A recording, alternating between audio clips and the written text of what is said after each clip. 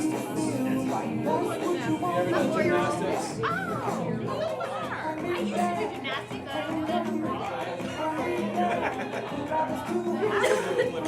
I was okay with gymnastics. That was a majorette.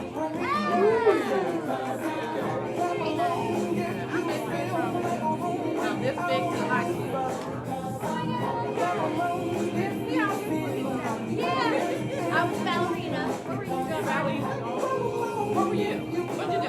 I did not. You did nothing. Music. I did music. What did you do? What did you play instrument? No, I can play the piano, but I just sing. You sing. Yeah. I know, you say. It's amazing. Tell everyone to make it sing. Freaking angel. Next Christmas party. Couple of cocktails and a little singing drummer. Little karaoke. Ooh, I like it.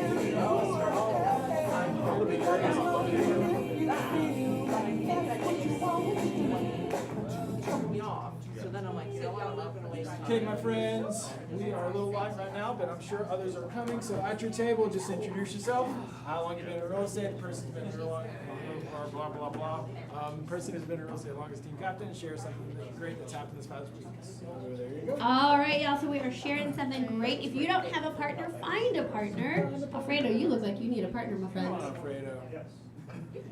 Alfredo. There you are. All right, introduce yourselves, find your captain, and talk about something good that happened last week. How are you? Hi, how are you?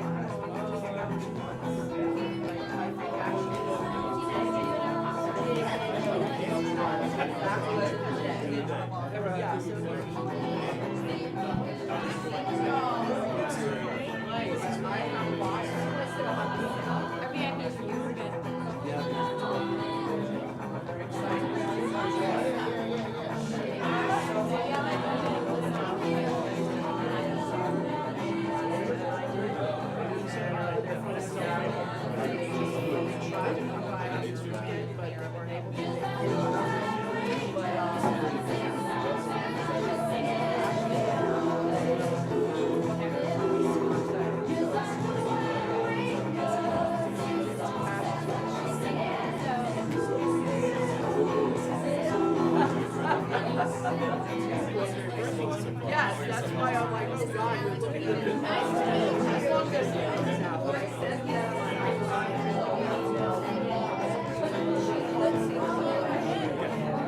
Let's make sure everybody has the packets. I'm like, wait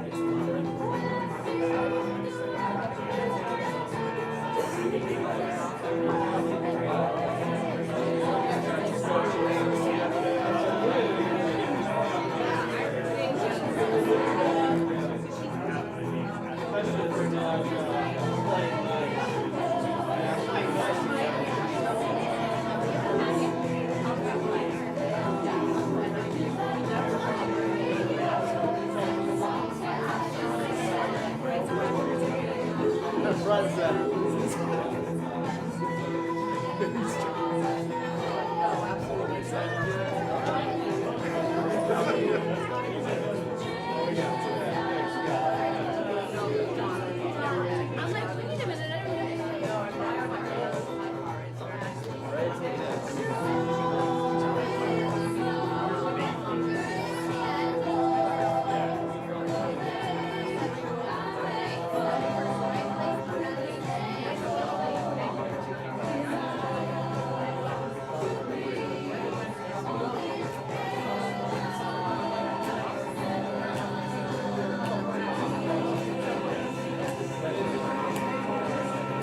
All right.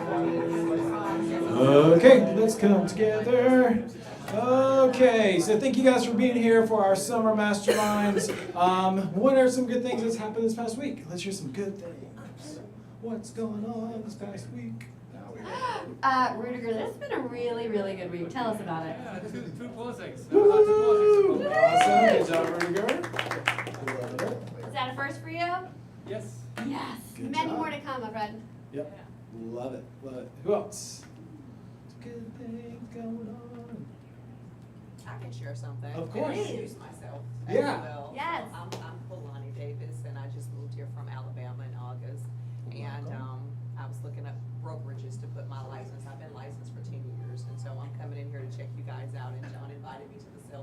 Heck But yeah. I still have my license active in Alabama, and my best friend was so gracious to get her license to help me still take clients while I'm in Alabama. Oh, And that's so awesome. I'm like, it's time to drum up business. Yeah. And this is like a little hack. So I always go back through my contacts and say, who can I reach out to? They may be thinking of buying and selling. So I'm starting to contact people. Hey, just checking on you. How are you doing? And then one of the customers responded, and she's been kind of looking and thinking about it. And she said, you know what? I finally decided I want to buy 2 investment properties before the end of this year. Can you go ahead and start sending me? And she gave me her list. And I'm like, yes, just by calling and asking, you know, what are you doing? Or you think about doing this or that? And I had one person respond. So That's I awesome. know there's 2 Good transactions I'll have before December. job. Love that. it. Congratulations. There you go. And I feel like, Martin, that takes us right to our MVP. Let's do it. Because that's teamwork, right? Together, everyone achieves more. I love that you've got someone that you can be in relationship with, and that means that you're in relationship with people, Yeah. right? We're in the business of being more human with more people more often. Great job. Keep it up. Awesome. So let's jump into today. We have mortgage hacks. This can unlock some clients that maybe don't really know what to do, where to go. And we're going to be talking about both sides today. We're going to be talking about buyers and mortgage hacks for sellers. We talked about seminars a few weeks ago. This could be a seminar that you could do for your clients. You could very easily take this playbook and schedule a seminar and just use this playbook as your seminar. Make sense? So some super cool stuff today we're going to go over on page 2. Just go ahead and open up. In Q4 of 2022, the National Association of Home Builders stated that home buyer sentiment hit its lowest level since 2011. When asked to identify the top reasons for this decline in sentiment, consumers cited the current rising interest rate environment along with the specter of continued rate increases. So we know the rates, what it's done to our industry, and we know what the rates have done to kind of our client base. So at the bottom, this playbook is designed to explain several mortgage programs available today, as well as some hacks to help others with current mortgages pay less over time. So at your table, I want you to ask, can you name, without looking through the book, can you name how many different types of mortgages can you name? So at your table, how many types of mortgages can you name? Lenders And if say you are nothing lenders, yet. seal your mouths. You do not get to cheat. So at your tables, how many mortgages can you name? Two.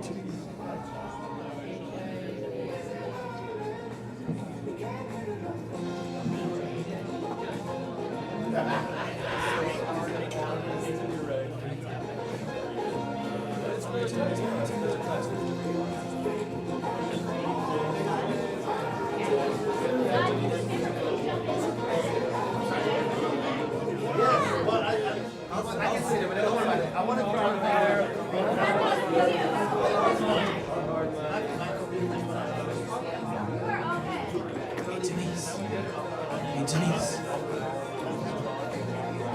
And I know you're in good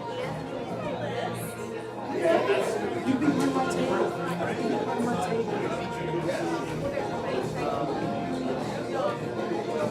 Okay, let's come back together. 3, 2, 1. Okay, what y'all come up with? How many mortgage did y'all come up with? 1, 2, 4. Okay, 4. Good. Can anybody beat 4? Anybody beat 4? Second option. Ooh, how many? 10 maybe. 10-ish, okay. Can anybody beat Good. 10? Okay, maybe, okay. I think you need to stand up and tell us all of what you got. We're gonna cover 8 today, so we're getting to that in just a second. Does anybody know where the word mortgage originated from? What does mortgage mean in its original French? Anybody? I didn't even know it was French. I'm learning something new Do you today. know? Mortgage, Yeah. death pledge. Yeah. Do you know that's what it means? Death pledge. So you're making a death pledge when you go get your mortgage. Congratulations. We have an undertaker at our table. Exactly. There you go. But what it basically means, in the original language, basically, it's like the deal dies when it's paid off, or when you die. I don't know at all. But the deal ends either when it's paid off, or if you cancer or something like that. But death pledge is what it originally meant in the French. So page 3 and 4, passengers versus partnerships. Okay, I'm not going to read this word for word, but let me just summarize it. Our relationships with our vendors and with our partners has changed. And we need to go from maybe you had more of a passenger relationship with your maybe your lenders before or your attorneys before. Since this market shift has happened, they need to become your partners. They need to become your partners. And on page 4, a partnership looks like that provide market-specific information and marketing support that aids the real estate agent in better converting buyers and sellers to clients and keeping in touch with current clients, provide direct financial support through real estate agent in a RESPA-friendly and compliant way, create new customer-focused programs, blah, blah, blah, all that stuff. Here's the thing, though. It's your responsibility as an agent to make sure that partnership is thriving. Because especially in the current environment, your lenders, a partnership with your lender, you've got to have a very strong partnership to understand a lot of these products, to come to them and say, hey, here's the situation with this one client I have. How can I fix that? What you got? Do me a favor, and I know Phil just walked out, but if you are an expert lender in the room, just raise your hand. Raise your hand. Awesome. Y'all, this is what John Mark is talking about. Your partners are here. They're here every week in team meeting with us. So if you do not have a partner, great news. We have 3 in the room for you today, and they're all excited to work with you. Right? If you're a closing attorney partner with us, go ahead, raise your hand. Hi, y'all, our partners are here.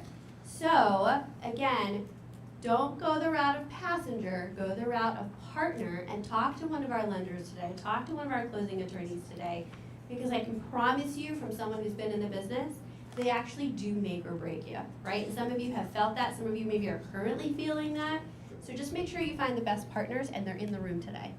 Love it, love it. Okay, let's take a look at some stuff going on. There's a quote: "Not getting lead generation done day in and day out may only."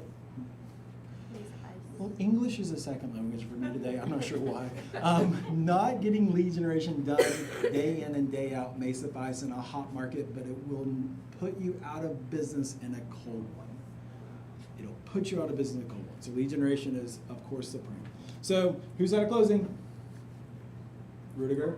Rudiger, that hand should go up, both Rudiger. hands. Ooh, Okay, Denise, here. I love it. I don't want it. I can hand it. Give this to you. Good deal. Rudiger. Hands up, who's had a Got it, closing in the got it. last week? Yeah, Nanette, Rudiger, Melissa. Oh, Lisa. That's so a close close, so one. close. Okay. Oh boy, oh boy. Oh, Yes. good job. Okay. Awesome closings. We love closings. Welcome to the family. What do we have going on here?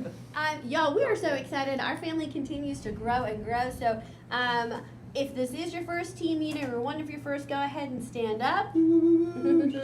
Yay! Well, let's welcome Donna Ortiz to the family. Please make sure you get a chance to get to know her, introduce yourselves, and again, a shout out to our ever-growing family. We love y'all. And hats off to some cappers. We continue to add to this capper list. Anybody in the room is capped? And we have a capped. Being on a trip through the U.S. It's called leverage, my friend. Amazing. It's called leverage. So. Where's Eric Baker when you need him to I answer know, that right? question? Shoot, he's out somewhere too. And then our growth partners. What's growth partners? Yes, so y'all, this is amazing, okay? Do me a favor, raise your hand if you've ever received profit share. Yeah, so understand that profit share is money that shows up in your bank account without you having to do anything. Yeah, that one landed. I felt that one all of a sudden. So here's the thing. We are in the business of growing your wealth. I love that. What are we in the business of doing? Growing your wealth. Growing your wealth, and one of the ways that we do it is through passive income. So, a huge shout out to our growth partners, and a big thank you for helping us grow our amazing family. And that's to Adam, Adriana, Ayelet, Paula, Gino is the newest on our list, Gino. Charlie, Rita, Joseph Jones is somewhere in the back or was in the JJ. back, and to Cheryl. So y'all, thank you so Good much for job, helping to grow our guys. family, Congratulations. and kudos to you for building your downline and building your passive income. There it is. And we got birthdays Woo, coming birthday's up. so fun. So yesterday was Cheryl. We missed it. Happy belated Cheryl. Woo. Today we've got James, Michelle, and Susan, so reach out to them. Awesome. Coming up, we've got Brandon, Daryl, Eric, Kelly, Caroline, Omar, Dave, Ryan, and Tracy. And on Monday, it's my birthday. It's birthday Monday. So happy birthday, everybody. Yeah. So so you have less than a week to buy Cara her present. So good to go. Okay, numbers. She Two. likes Vince Camuto, just to let y'all know. We have 2.5 months worth of inventory. Median sold price ticked down just a tad. Is that right? Okay. I was not talking to the voices in my head. There's a person in the background who ran those numbers, and he nodded okay. So tick down from 2,425 last weekish. 10 days, median days on market. That's stable. It went up one day. I think last we saw it was 8 or 9 days. Now we're at 10 days. You guys are pricing things a lot better than you have in the past several months. So 21.8% close list price, close with list price reduction. 43 days on market if price is reduced, and then 6 days on market if it's not reduced. So again, continue to price correctly.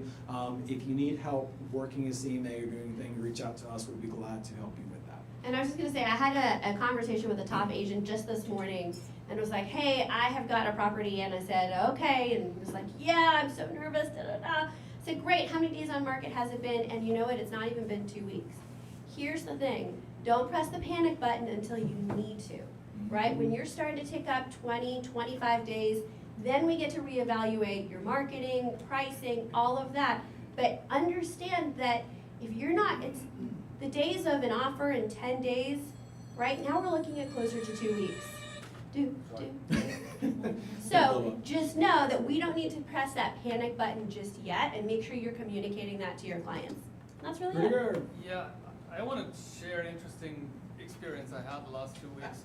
So my listing, in the first week, we had an open house, and we had a good number of showings. Yeah. And the consistent feedback from the showing was it's overpriced. And we got one offer, which was low list price. And then the week later, all of a sudden, we got 6 offers, and most of them over list price, and we ended up in a bidding war. So I don't know. Sometimes things start slowly. So yeah, That's to your interesting. point, don't panic if nothing happens in the first week. Yeah. Yeah. Yeah. Yes. Isn't this a fun market, It's y'all? so Every much day fun. it keeps you on your toes. It's so much fun. It's okay. It's okay. It's because like in some markets like Roswell, it's like they're gone in 2 seconds, Yeah. right? And then the other markets, like you've got to work it as if it's a buyer's market. So it's just sometimes confusing where it's at. What were we gonna say, Denise? No, I was just gonna say, there was a listing that I showed over the weekend, it was on the market 25 days. We were prepared to negotiate because 25 days, Yeah. 4 offers came in along with mine. Of No, course. mine Yeah. won. There we knew go. that. Yeah. So But yeah, but no, so it's a very interesting market. It's a magical market. yeah. It's a good Here's word. also a Yeah. good number I didn't throw up here. There were 6,000 listings this month. Is that correct? 6,000 listings this month. How many did you take? That's the opportunity. 6,000. How many did you take? We'll talk about that next week. So just understand the numbers are looking better than they have in the past. Again, Market Matters, please scan the QR code, come to Market Matters next week, next Wednesday. We'll be unlocking some of these other numbers to show you guys that the market and what's going on for the next couple of years looks pretty stable, and there's a lot of opportunity for you. So come to that next Wednesday. Top producers, our individual top producer, Brandon Nunley. Good job, Brandon. Top teams, Jimmy Bear and Associates, and our top group is Empower Team of Atlanta. So good job, guys. Congratulations, y'all. Wonderful June. Okay, let's jump back in. So page 5. Page 5. We I have like that. Page 5. seven steps. Thriving in the mortgage market of the moment. Understanding the market of the moment, understanding the current mortgage solutions available, understanding mortgage product hacks, understand mortgage hacks for current homeowners, know the mortgage products your lender offers, market and advertise mortgage products and hacks, and then market mortgage products and hacks to your database. So this is where we're going today. So we're going to go through all these 7 steps. So step 1 on page 6, understand the market of the moment. Top paragraph, kind of last-ish sentence. Both of these things are well, I'll just read the whole thing. Being the best fiduciary possible begins with being the best local economist of choice for those seeking information about the marketplace. Real estate agents perform at their best when they are either solving a problem that a customer has or presenting an opportunity to a customer that can better their life.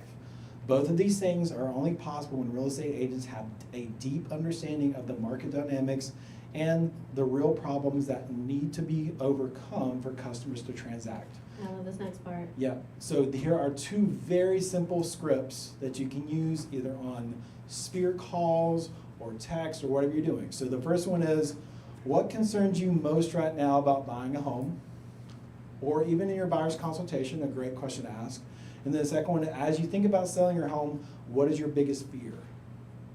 Okay, so I think it would be fantastic if you all put that either into your buyer's consultation or seller's consultation, or just put it out there in the world. Maybe you want to use that as a social media post, but those are two very simple scripts.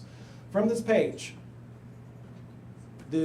what this page is telling you to do is register for Market Matters, which is next Wednesday. So that way you can know what the numbers are. And then once you know what the numbers are, then you can help your clients. So scan the QR code. I'm going to say that about 50 times between now and the end of the team meeting, so go ahead and do it. It'd be good for you. So understand the market. The next one, step 2, understand the current mortgage solutions available. So interesting. The 30-year fixed, last sentence of that first paragraph, 90% of homeowners still choose a 30-year fixed mortgage. Okay, so 90%. So that is the most traditional way to get a mortgage. That's what we're all kind of familiar with, but we're going to talk about the other ones in just a minute. The next section, I love history, so this is was a fun little learning fact for me. The large-scale concept of mortgages first surfaced in England and began moving west around 1190. The wave of immigrants into the United States in the 1800s and 1900s accelerated the need for mortgages due to the lack of affordable housing. Initially, mortgages were given on a 5-year repayment plan. The payments collected were interest only, and at the end of the 5 years, the entire principal balance was due. This type of loan is commonly referred to as a balloon note and is rarely used by financial institutions for financing housing today. And home prices were $20,000. You know, or a cow. Or a cow. Sheep. Here's 2 goats and a sheep. I'll take that land. Things changed dramatically after the Great Depression. So many banks were undercapitalized and many consumers had little to no equity as a result. Roosevelt's New Deal and federal government created the FHA, and this new agency was authorized to insure home mortgage loans made by banks and other private lenders. In turn, this encouraged banks to provide more loans to prospective buyers. Okay, understand as well, the government of the United States is very interested in home ownership. Very interested, because home ownership by private citizens is the foundation of a democracy and the foundation of a capitalistic society. Do you understand that? So the government wants its citizens to own property.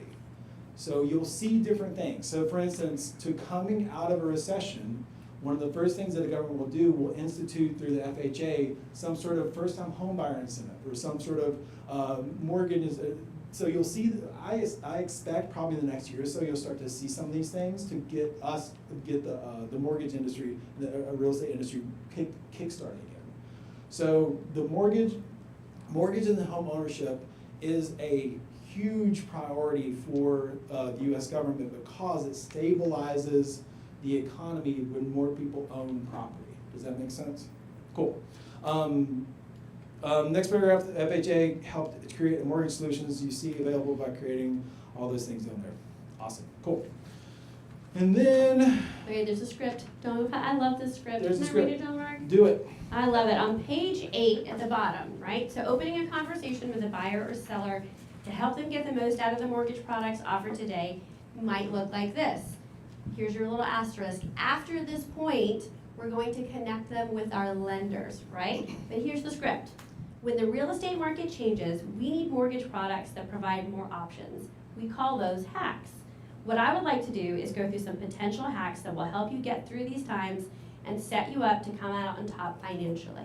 So today's session is going to give you the initial way to have this conversation, and When it calls for the expert to go deeper, that's when you're gonna call on one of our lender partners and they're gonna help you. But I love this script. So if you're not having a conversation, or if you've got a buyer that's ghosting you, or you just want an opening line, this is a really great opening. And the more communication you can have with your buyers and sellers about mortgages right now, the better off you're gonna be. Because when it presents you also as the authority of understanding the market and understanding these products. So as a group, at your table, if you're not with the table, grab a table. On page 9, there are 8 different mortgage hacks that we're gonna cover. And what I want you to do as a table or as an individual, I want you to put a question mark beside the ones that you do not understand. Put a question mark by the ones you do not understand. So I'll give you 30 seconds to do that. You don't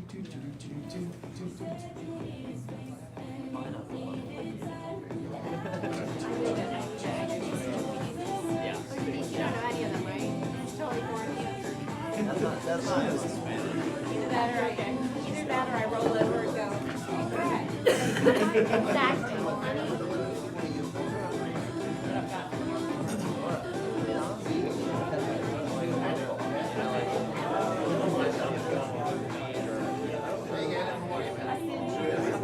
That's all they ask. No, that's fine.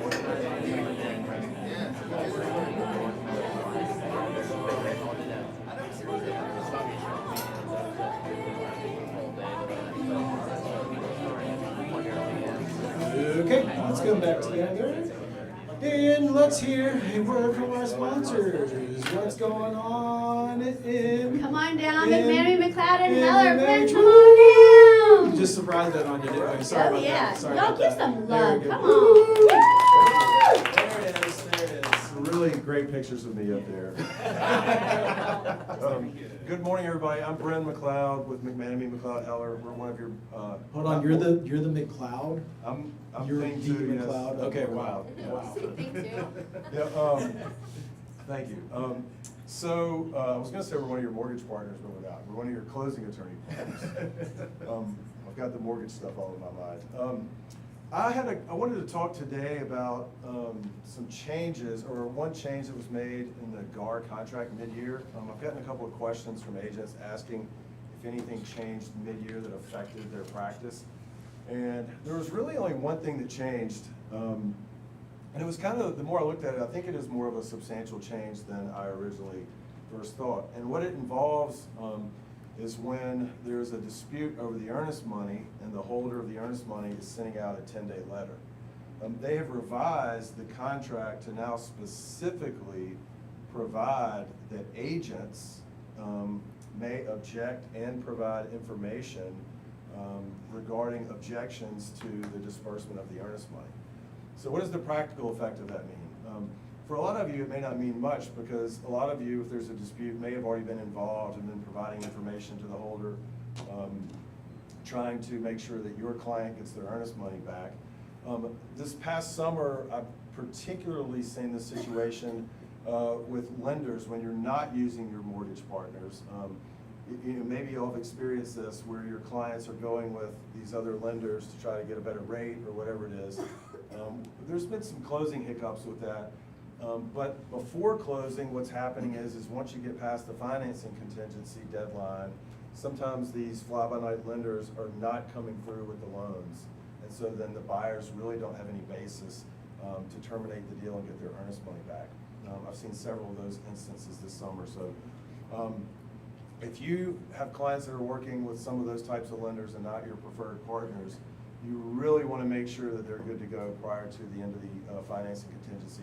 Otherwise, you're going to be spending a lot of time trying to figure out what types of objections you can make when the holder says, I got to disperse the earnest money to the seller because this is not a loan denial letter. This is just they just declined the loan, but the loan denial letter doesn't fit within the framework of the contract. So anyway, I guess, it says that you may provide information, but I think your clients are going to expect you to get involved when there are earnest money disputes to help fight for them.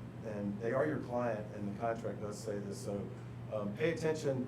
In the past, it just said any party can provide the information. And a lot of agents just kind of bowed out at that point. That's why it's always important to make sure that your own broker is holding your earnest money because they will fight for you whenever they can.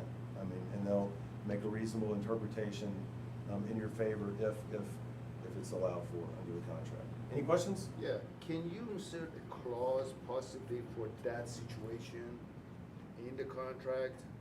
So if that situation happens, the buyer would be protected You can. legally? You can add a special stipulation pretty much about anything.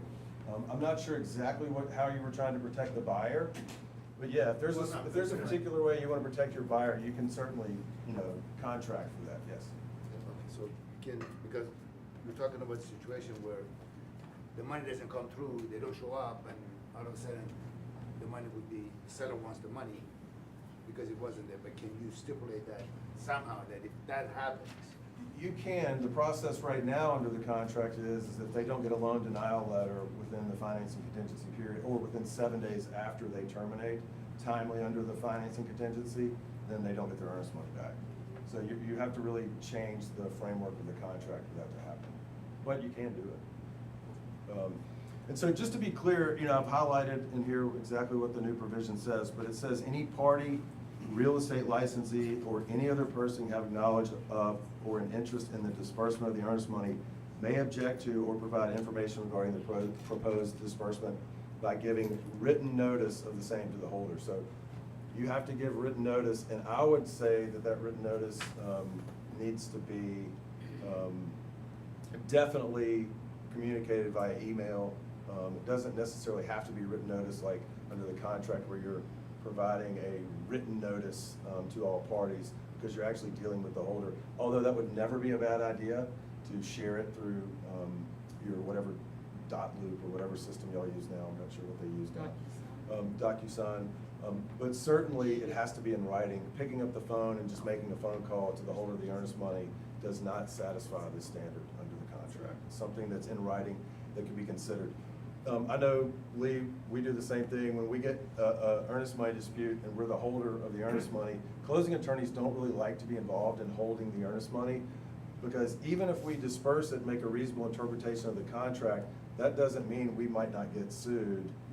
And so our kind of policy is if, hey, if you guys can't get together and figure this out, we might have to interplead it into the court, because it's just not a fun situation when we get sued. And I've been through that a couple of times. It's not fun. And even the interpleader actions aren't fun. Sometimes it took me 3 years one time to get discharged from, it's not like we just put the money in the court and we're done. We have to get an order from the court discharging us from any liability over those funds that we're holding. So that's why it's always better for your broker to hold it. We will hold it if you need us to. We're not. We love lawsuits. Yeah. I would much rather Keller Williams get sued than MMH. It's my favorite.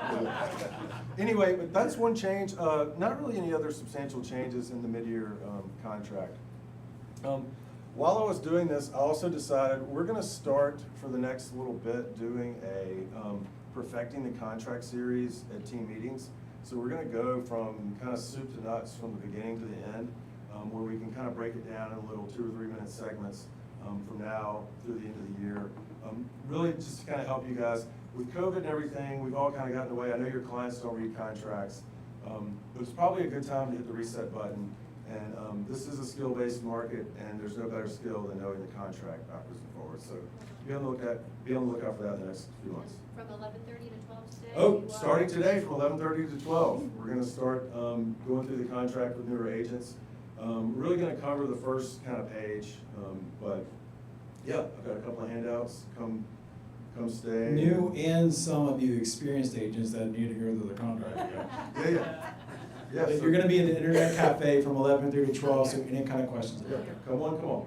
We're gonna be here. Okay, gonna be here 11:30 to 12, and then, yeah. All right, thanks for having me. Good to see Awesome, everybody. thank you. Woo! And then our friends at Sabrine. The dream team, come on down. Good morning. That's right. Y'all need some walk-in music. Good morning. Y'all need to tell me what you're all walking. Walk on. A little rap. Awesome. Good morning, guys. So we don't have a whole lot for you, but we do have some good news. So last week we got a CPI report, and CPI is our consumer price index, which tells us all about inflation, and last month it came in at 0.2%, and for the month it is at 3%, and the Fed's target rate is 2%. So getting a little bit closer to some positive news there. And basically the CPI is a 12-month index, so kind of as these months fall off and we get some more positive months, those numbers are going to come down, meaning that rates are going to start coming down.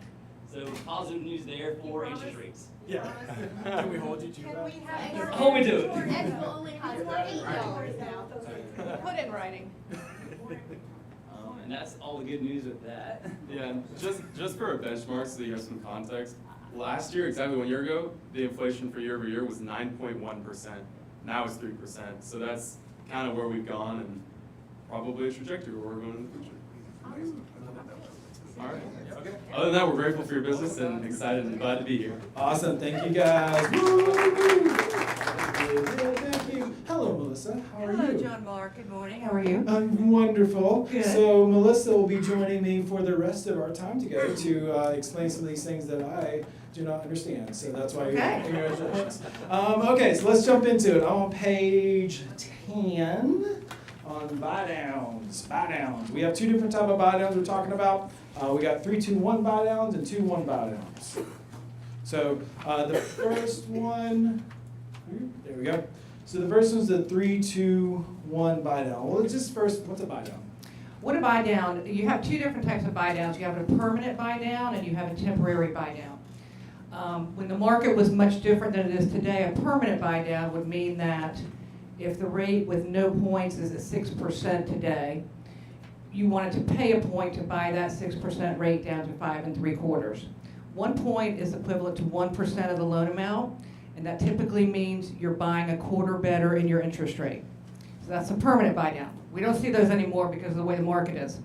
A temporary buy down is you have a 1 year, a 2-1, and a 3-2-1 buy down. So for instance, if my rate is 7% today, we're getting seller contributions, and I want to do a 3-2-1 buy down with that seller contribution, it means that year number 1, your payment is based off of 4%. Year number 2, your payment is based off of 5%, and year number 3, based off of 6%. So years 3 through 30, you're fixed at 7%. Now, we did these along with the market changing. We brought this back. What's old is new again. Yeah. So we had to kind of re-educate ourselves on that. With the money that the seller is giving for this buy down, it goes into an escrow account with us, okay? Because what we're doing with that money is we're subsidizing their monthly payment. From the 7%, let's say the difference between a 4% payment and a 7% payment, we are taking that money and subsidizing the monthly payment for them. If, for instance, the buyer refinances in year number 2, because rates have come down, they're still going to have money left in that escrow account. They're going to have a surplus. So that money is not lost. It'll go back towards a principal reduction on their mortgage. So it's a win-win for everybody. That's awesome.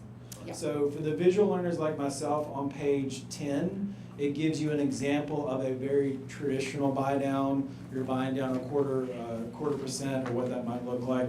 On page 11, that's the 3-2-1 buy down. It gives you the example of, okay, at the very bottom, at year 1, you're at 4%, year 2, you're at 5%, and year 3, you're at 6%. Those are the 3 right-hand columns down at the bottom. And if you turn the page, then you'll see the 2-1 buy down. At the bottom graph there, you have 5% and then 6%. So again, if you're visual learners like myself, this is very helpful. I love graphs and I love seeing where the numbers are. Make sense? Awesome. Okay, and then on page 13, this is regulations with Fannie Mae, Freddie Mac, FHA, and VA, as though you can't give over a certain percentage amount. Is that what it's saying? That's correct. So each of the programs, conventional, FHA, and VA, and it's based on program and your loan to value. So for instance, if you're doing a conventional loan for someone and they're only putting 5% down, the max seller contributions are 3% of the purchase price. If they're putting 10% down and over 10% down, that's 6% of the sales price that the seller can contribute. Okay, love it. Okay, our next product is a ARM. Is an ARM. Oh, sorry. Yeah. On that same table, the approximate max rate buy down, is that essentially the same? the most that you could buy down the rate at those LTVs? Is that what that is? Are you talking about the seller contributions on page 13? Yes, that last column, the approximate max rate buy down, is that the most that is that the most that the buyer would be able to buy down there? For the temporary buy down, well, what we have to look at is how much is it gonna cost to do a 3-2-1 buy down? Let's say it costs $12,000, but your borrower is only putting down 5%, which means that the seller can only contribute 3% of the purchase price to go towards that 3-2-1 buy down. So if that's the case, the buyer can't pay for their own buy down. It has to come through seller contributions. So if that, in this instance, we would only be able to use, say, a 1-year buy down, because we're gonna be maxed at what our max seller contributions are based on the loan to value. And that will determine if we do a 1-year, 2-year, or a 3-year buy down. So that's a seller contribution. Yes. Yes, ma'am. So let's just say I do a 3-2-1 buy down. Uh-huh. And then at the time when I did my 3-2-1, the loan rate was 6.5%. But when I finished my 3-2-1, rates at the time were 5%. Is the only way to get that 5% through a refi? That's correct. Okay. Just Yep. wanna make sure. Thank you. There you go. Okay, so the second one is an ARM.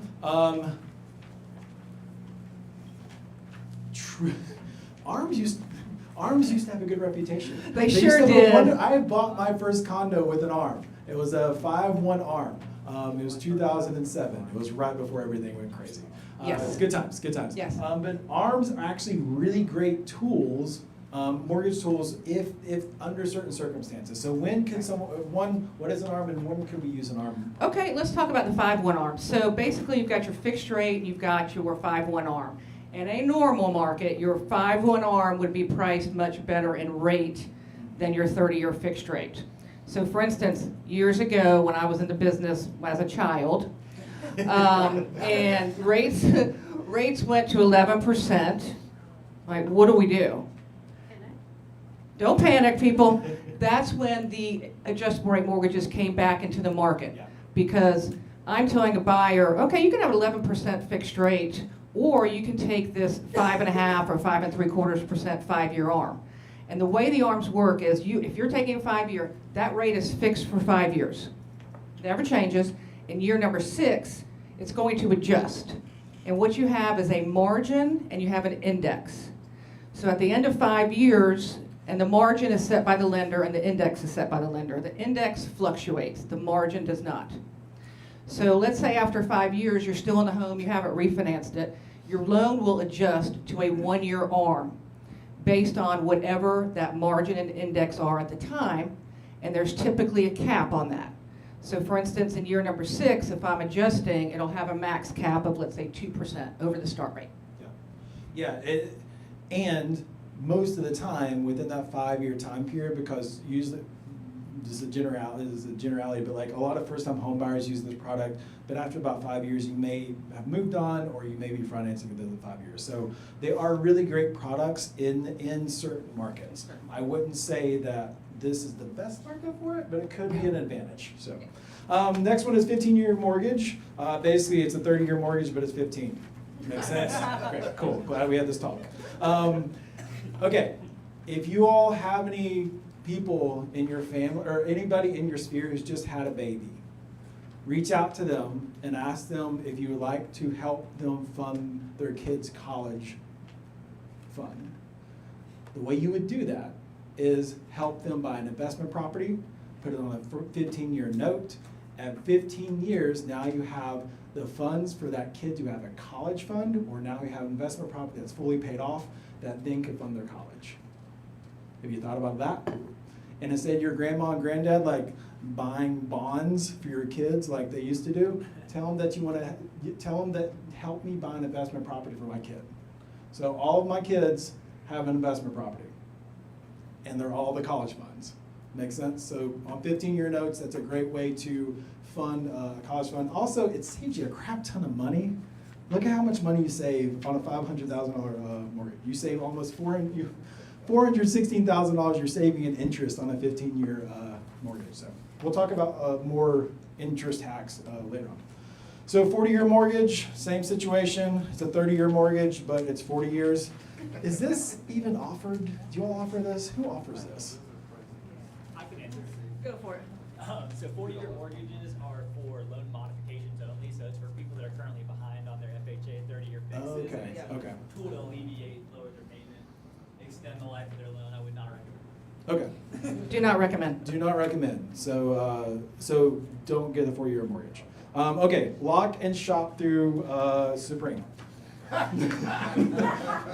Mark out that and put Supreme. So tell me what lock and shop is. Lock and shop is, and we rolled this out early in the year, when rates were going high, when rates were just like skyrocketing, which we thought were skyrocketing based on previous years of 2.5%. Typically, when your buyer executes a sales contract, that's when they can lock into an interest rate. Because interest rates are locked in on properties, they're not locked in on people's. People's? Yeah. People's. It is now. Yeah. Okay, so we changed that with our lock, shop, and drop program and said, okay, we're gonna allow you, even though you are not under contract yet, but you're actively looking, we will go ahead and lock your interest rate in, what we call the TBD, or to be determined address. That way you're safe, you're covered. If the market keeps going up, you're at this rate guaranteed. No gimmicks, no add-ons, no nothing. If in 30 days you do sign a sales contract on a property, then we'll float you down to the current market rate if the rates have dropped at that time. Okay. Again, no gimmicks, straight down to market rate. So you all took this product and plussed it instead of attaching it to a property, now it's attached to the people's. The people's? Yes. Yes, sir. And Okay. it's good for 120 days. How long? Typically, it's a 60-day lock. I know, but didn't this say, or is this different? This might be. Well, that could be Keller's Yeah. guideline. Could be, yeah. Yeah. So it's a 60-day lock, so you don't find something in 60 days, then you gotta relock it. Okay. Yes. Well, that's also my question. So if you have that 60-day lock and it takes you 30 days to find a property, does that mean you have 30 days left to close, or? That's correct. Okay, And they can do it. I know. Do it. They can do it in 8. Do it. Because we're people's. That's it, people's. Okay, number 6, seller financing. Seller financing, okay. One of the questions that I adopted in a seller consultation, one of the very first questions I ask when I'm talking to a seller is, would you consider seller financing? Okay, when you all are interviewing sellers, talking to sellers, I would encourage you all to add that question to the questions that you ask. Because if they want to do seller financing, it opens up a large group of people, investors and otherwise, who would want to take advantage of that. Okay, because that is gold. So how seller financing works, basically, it's like the seller, it can be done 1,000 different ways, but basically your seller is the one who is providing the note, the bank, if you will, right? Again, though, it's working with the seller to come up with what those terms are, and you need a great lawyer involved in this if they decide to go down this road. Rudiger? Well, this mostly works for paid off properties, so if you still have 90% of your property mortgage, how will you sell finance? That's a great question. I appreciate that. That's when you go to the route, which is. Yes, exactly. So thank you for the segue. As a practical matter, John Mark, Yep. and Brent, you probably say the same, we almost never see seller financing. We see a lot of bank of mom, bank of dad financing. That's a far more common way of financing.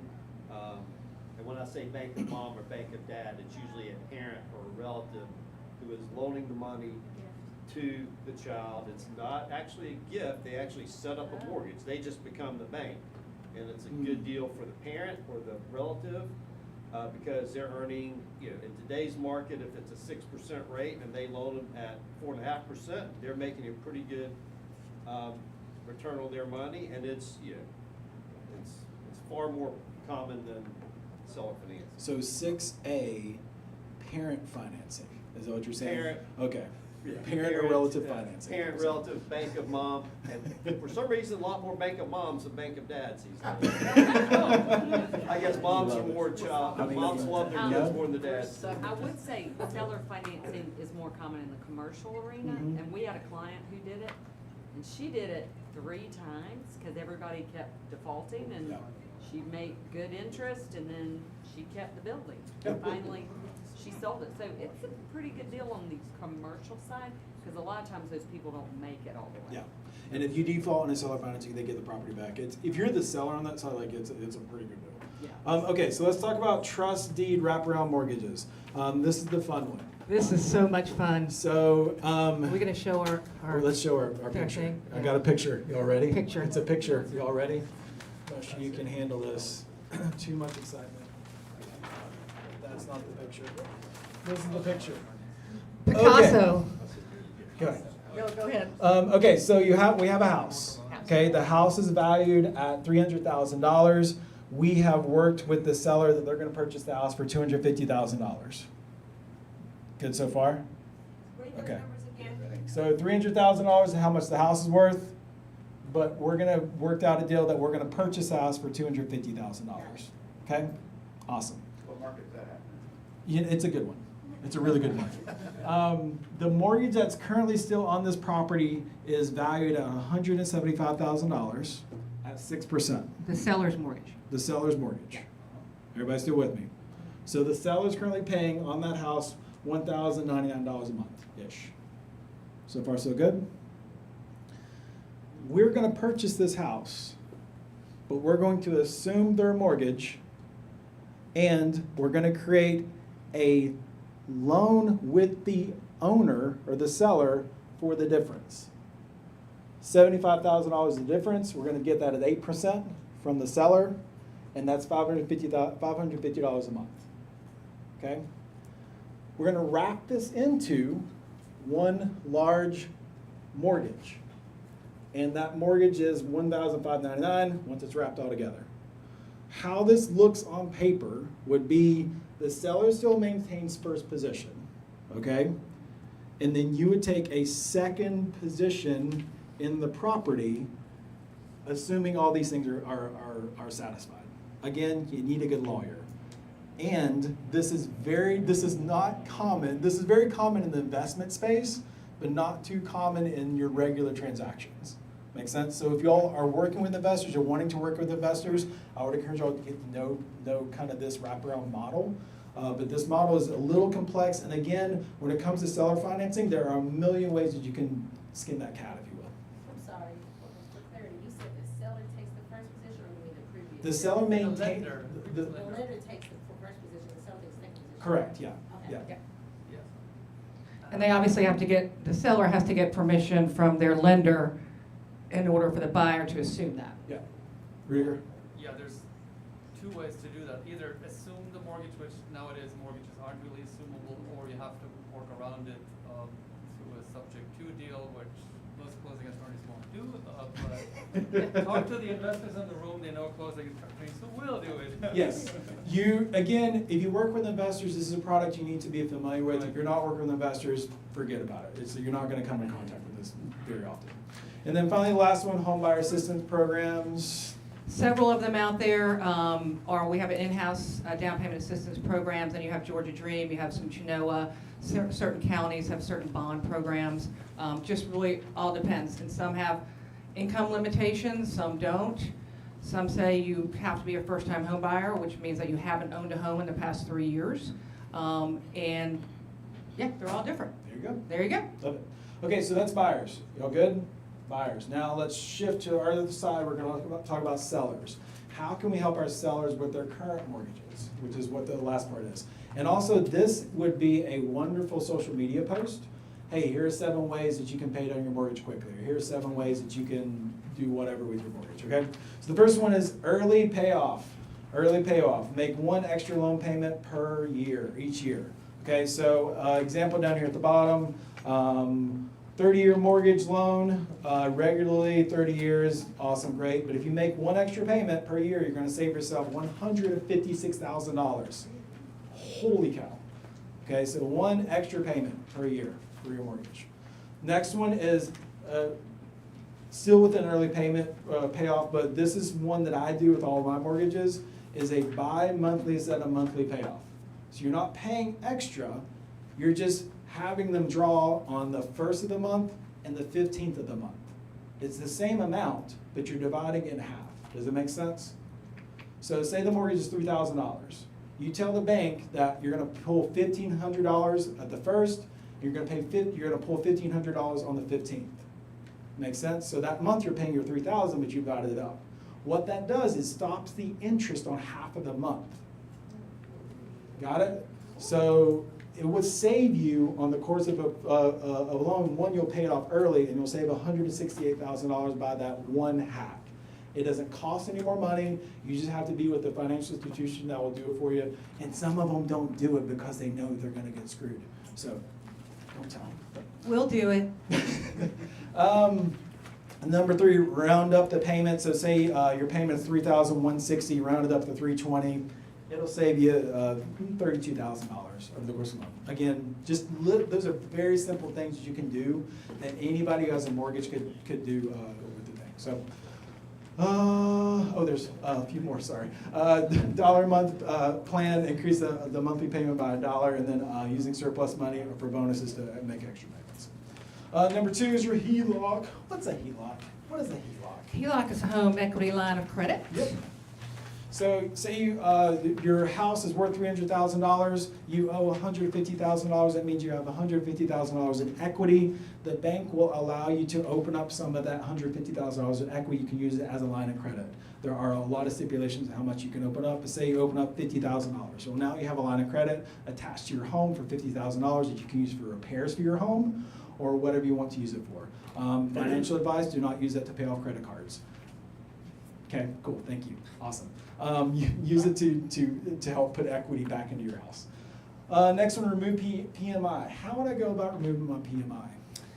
PMI will be removed once a buyer hits 20% equity in the property.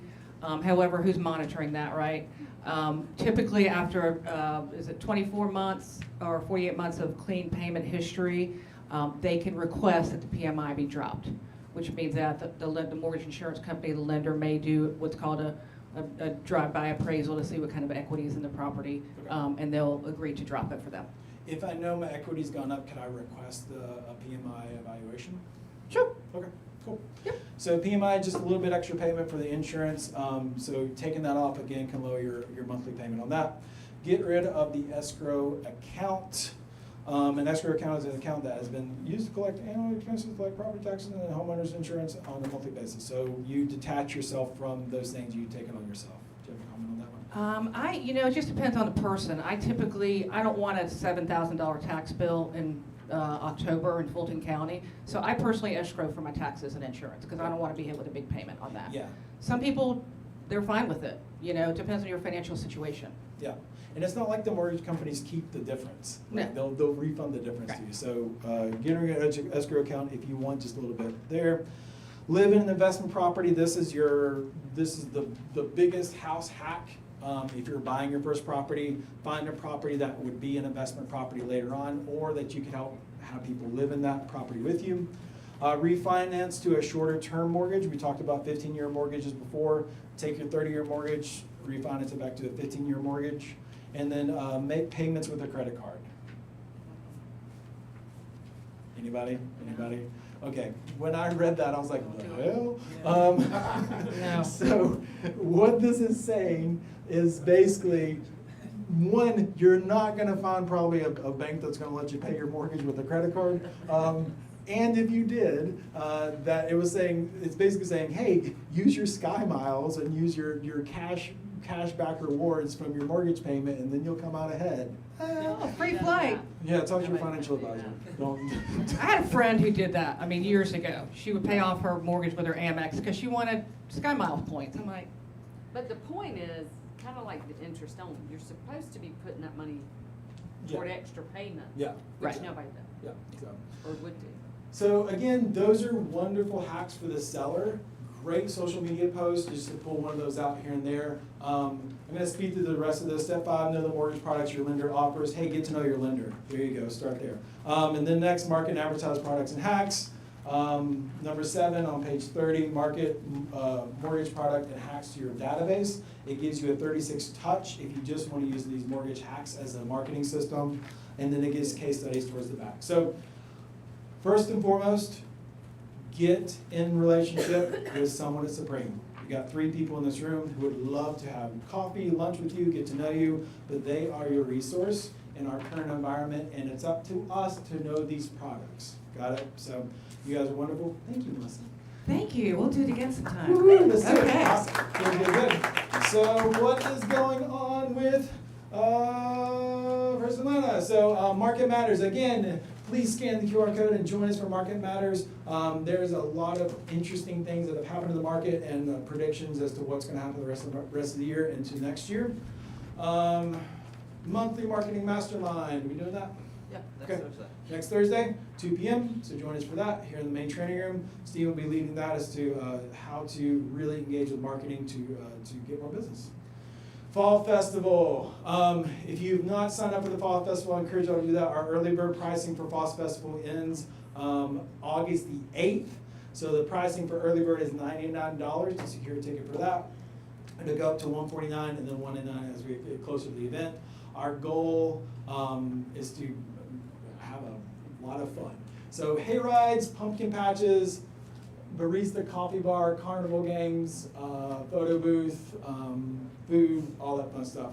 Anybody who came to the Spring Fall Festival, it's going to be similar, but it's going to, or the Spring Festival is going to be similar, but it's going to be fall. So think pumpkins instead of whatever we did in spring. But go ahead and sign up for that. It's a huge value to your database. So this event is going to cost several $1,000s. You're going to get in for $99. Okay, so go and sign up for that. And then we are looking to also, we're coming up with our internal database as to who we recommend internally. So if anybody has any recommendations for any of the pressure sprayers, roofers, anybody like that you guys use, we'd love to hear about that to build our list. Shout out to Adam Sunshine on that one. Adam Sunshine, always giving us great people. So, has this been helpful today? Have y'all learned anything today? Yes. Great. Even studying this, I learned a few different things. I was like, oh, this is new. So I had to step back and study that right there. I was like, what the hell is going on? But that's a great product. So right after this, we're doing contracts, 11:30 to 12. From 12 to 12:30, we're going to have Ask the ALC with Nanette and Charlie Gonzalez. So join us for that as well. And then ALC will be here at 12:30. There's some lunch out there. You guys are amazing. We are not having team meeting next week, but we will be having Market Matters. So go and sign up for Market Matters next Wednesday, and we will see you there. Thank you, guys. I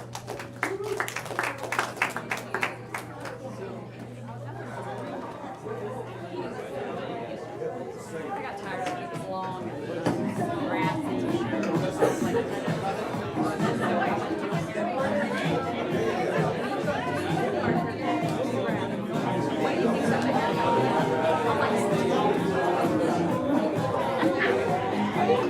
Rocker.